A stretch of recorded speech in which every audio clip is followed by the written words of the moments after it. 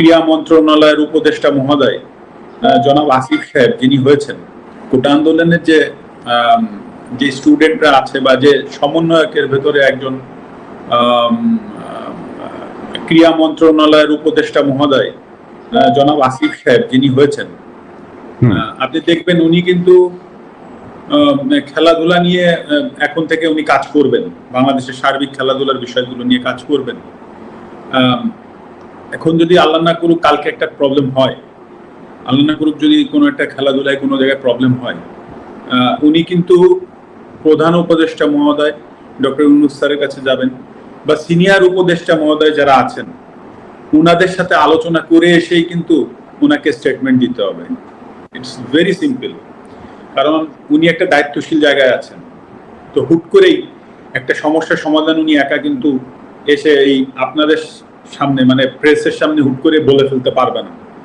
তো দায়িত্বশীল জায়গাগুলোই কিন্তু অনেক কিছু চিন্তা করে কথা বলতে হয়। তো সেই জায়গা থেকে সেই জায়গাটাই কিন্তু আমি ছিলাম। হ্যাঁ, আপনি আমাকে খেলোয়াড় মাশরাফি বলছেন, আমি সেভাবে উত্তর দিচ্ছি, কিন্তু অ্যাট দ্য সেম টাইমে কিন্তু আমি একটা দায়িত্বশীল চেয়ারে বসেছিলাম। তো হুট করেই আমি কিন্তু ফ্রন্টে এসে একটা কথা বলে দিলাম, আর তাই নিয়ে একটা বিশাল আরো বড় কিছু হয়ে গেল।